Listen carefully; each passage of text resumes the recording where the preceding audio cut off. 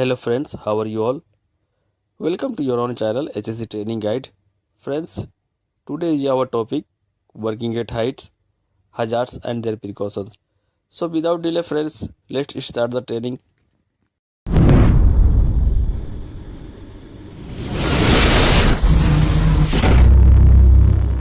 Work at height. What is a considered work at height? कितने height पर काम करने से वर्क एट हाइट कहलाता है? तो फ्रेंड्स, ऊंचाई पर काम करना आमतौर पर किसी भी कार्य को संदर्भित करता है जिसमें किसी व्यक्ति को ऐसे स्तर पर काम करना शामिल होता है जहां से वह गिर सकता है या वह चोटिल हो सकता है। सटीक परिभाषा अलग अलग कंपनी का अलग अलग हो सकता है। अलग अलग कंपनी का वर्क एट हाइट का रूल अलग अलग हो सकता है फ्रेंड। हालांकि सामान्य तौर पर ऊंचाई पर काम करना उन गतिविधियों को शामिल करता है जो जमीन से ऊपर या ऊंचाई पर होता है जहां गिरने से शारीरिक नुकसान हो सकता है। आइए फ्रेंड्स, वर्क एट हाइट का एक और डिफिनेशन देखें। ऐसे सामान्य तौर पर कहा जाता है कि 1.8 मीटर या 2 मीटर के ऊपर हो तो उसे हम वर्क एट हाइट बोलेंगे, पर ऐसा नहीं है फ्रेंड। ऐसी जगह पर काम करना जहां कर्मचारी या वर्कर संभावित रूप से इतनी दूर गिर सकता है कि उसे चोट लग सकती है। यह जमीन के लेवल से ऊपर भी हो सकता है, जैसे कि सीढ़ी या इसका फोल्डिंग पर काम करना। यह जमीन के लेवल से नीचे हो सकता है, जैसे कि किसी भी खदान की शाफ्ट या कुएं में काम करना, एक्सकवेशन में काम करना। साथ ही ऊंचाई पर काम करना कार्यस्थल पर किसी भी चीज पर घूमना भी हो सकता है जिससे वर्कर के गिरने पर चोट लग सकती है। यानी फ्रेंड, हम कह सकते हैं उस लेवल पर काम करना, जमीन से ऊपर उस लेवल पर काम करना जहां से गिरकर किसी को भी नुकसान या चोट लग सकती है उस। आइए फ्रेंड्स, वर्क एट हाइट का हजार्ड्स यानी क्या क्या खतरे हैं वर्क एट हाइट का देखते हैं। यदि उचित मैनेजमेंट न किया जाए, if not properly manage, working at height can result in serious injury. Before we can assess the appropriate control measure, it's important to identify and evaluate the potential hazard. यदि उचित प्रबंधन न किया जाए तो ऊंचाई पर काम करने से गंभीर चोट लग सकती है। उचित नियंत्रण उपायों का आकलन करने से पहले संभावित खतरों की पहचान करना और उनका मूल्यांकन करना महत्वपूर्ण है। फ्रेंड्स, ऊंचाई पर काम करते समय सबसे बड़ा जोखिम सीढ़ियों पर होता है। प्लेटफॉर्म, मचान और छतों से गिरने का है। यहाँ तक कि अपेक्षाकृत छोटी सी गिरावट भी गंभीर नुकसान पहुंचा सकती है। ऊपर से गिरना, चाहे वो इंसान हो सकता है या जिस टूल से आप काम कर रहे हैं वो हो सकता है, या जिस मटेरियल को आप ऊपर ला रहे हैं, ले जा रहे हैं, वो भी हो सकता है फ्रेंड। तो फॉल्स में कुछ भी हो सकता है। Next hazards, unstable surface, uneven यानी असमान, slippery surface can cause workers to lose their balance and falls. This includes surface with debris, oil, water or ice as well as unstable scaffolding platform भी हो सकता है। Means असमान फिसलन वाली सतह श्रमिकों को अपना संतुलन खोने और गिरने का कारण बन सकती है। इसमें मलबे, तेल, पानी या बर्फ के साथ साथ अस्थिर मचान, प्लेटफॉर्म वाली सतह शामिल है। Next hazards, weather condition. Friends, adverse weather conditions like rain, snow and fog can increase the risk of falls. It's essential to monitor weather conditions and adapt the task at hand accordingly. बारिश, बर्फबारी और कोहरे जैसी प्रतिकूल मौसम की स्थिति गिरने का जोखिम बढ़ा सकती है। नेक्स्ट खतरा है friends, equipment failure. Regular inspection and maintenance, नियमित निरीक्षण और रखरखाव से यह सुनिश्चित किया जा सकता है कि ऊंचाई पर काम करने वाले उपकरण जैसे कि सीढ़ियां और रस्सियां सही ढंग से काम कर रही है, जिससे दुर्घटनाओं की संभावनाओं को रोका जा सकता है। आइए फ्रेंड्स, अब वर्क एट हाइट का कंट्रोल मेजर देखते हैं, यानी प्रिकॉशंस क्या क्या है। Conduct a risk assessment before any work at height begins. A थ्रूली risk assessment should be carried out. This document should identify any potential hazards, evaluate the risk involved, and determine the appropriate control measures required. The assessment should consider factors such as the height of the task at hand, weather condition, and the equipment used. यानी ऊंचाई पर कोई भी काम शुरू करने से पहले जोखिम का गहन मूल्यांकन किया जाना चाहिए।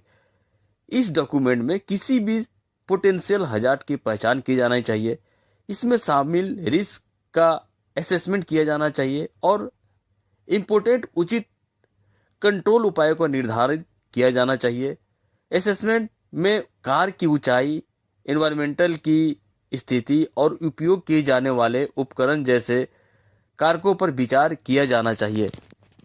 Next, provide adequate training. All individual involve in the task should receive proper training. यानी कार में शामिल सभी व्यक्तियों को उचित प्रशिक्षण दिया जाना चाहिए। उन्हें इक्विपमेंट, सुरक्षा प्रक्रियाओं और इमरजेंसी प्रतिक्रिया प्रोटोकॉल से परिचित होना चाहिए। इससे यह सुनिश्चित होगा कि सभी कर्मचारी सक्षम है और कार से जुड़े जोखिमों से अवगत है। Next precaution friends, use barriers guard, जो हाइट से गिरने के बचाव के लिए बहुत ही इम्पोर्टेंट है। Able to prevent workers from accidentally falling from height, barriers should be installed wherever necessary. When properly designed and maintained, barriers provide an effective method of fall prevention. श्रमिकों को ऊंचाई से दुर्घटनावश गिरने से बचाने के लिए जहां भी आवश्यक हो अवरोध लगाए जाने चाहिए, यानी बैरिकेशन लगाने चाहिए। जब उचित तरीके से डिजाइन और रखरखाव किया जाता है तो अवरोध गिरने से बचाव का एक प्रभावी तरीका प्रदान करता है। Next precaution friends, PPE, personal protective equipment, including items such as harness, helmet, and safety goggles. PPE is essential when working at height. Workers should wear PPE at all times to reduce the risk of injury. ऊंचाई पर काम करते समय harness, helmet और सुरक्षा चश्मे जैसी चीजों के साथ पीपीई भी जरूरी है। चोट लगने के जोखिम को कम करने के लिए श्रमिकों को हर समय पीपीई पहनना चाहिए। Next precaution, ladder and scaffolding platform. To ensure safety, all ladders and scaffolds should be inspected before use. Any damage or worn equipment should be replaced immediately. Workers should be trained in the correct setup and use of this equipment. सुरक्षा सुनिश्चित करने के लिए उपयोग से पहले सभी सीढ़ियों और स्कैफोल्डिंग का निरीक्षण किया जाना चाहिए। किसी भी क्षतिग्रस्त या घिसे हुए उपकरण को तुरंत बदल दिया जाना चाहिए। वर्कर्स को इस उपकरण को सही सेटअप और उपयोग में प्रशिक्षण किया जाना चाहिए। To make sure the ladder angle is at the best position to work from, you should use the 1-in-4 rule. The ladder should be 1 unit of measurement out for every 4 unit up in 75 degree angle में होना चाहिए। Next precautions, regular inspect equipment. All equipment used for working at height should be inspect on a regular basis. यानी working at height से related जो भी equipment है उसे continue inspection करते रहना चाहिए। Next precaution, safety nets used as last resort to catch falling workers. Safety nets can prevent individual from hitting the ground. They should be installed below the work area when other control measures are not a feasible option. यानी गिरते हुए श्रमिकों को पकड़ने के लिए अंतिम उपाय के रूप में इस्तेमाल किए जाने वाले सुरक्षा जाल व्यक्तियों को जमीन से टकराने से रोक सकते हैं। जब अनकंट्रोल उपाय व्यवहार विकल्प ना हो तो उन्हें कार्य क्षेत्र के नीचे स्थापित किया जाना चाहिए। Next precaution friends, ensure control measures are followed. Assign individual to supervise and monitor the work at height to ensure that control measures are followed and to provide immediate assistance in the case of an emergency. यानी ऊंचाई पर काम की निगरानी और पर्यवेक्षण के लिए व्यक्तियों को नियुक्त करें ताकि यह सुनिश्चित किया जा सके कि नियंत्रण और उपायों का पालन किया जा रहा है और इमरजेंसी स्थिति में तत्काल सहायता प्रदान की जा सके। नेक्स्ट और लास्ट प्रिकॉशन है friends, keep records. Maintain records of risk assessment, training, equipment, inspection and incident. This will be essential for compliance and continuous improvement. यानी जोखिम आकलन, प्रशिक्षण, उपकरण निरीक्षण और घटनाओं का रिकॉर्ड बनाए रखें। अनुपालन और निरंतर सुधार के लिए यह आवश्यक होगा।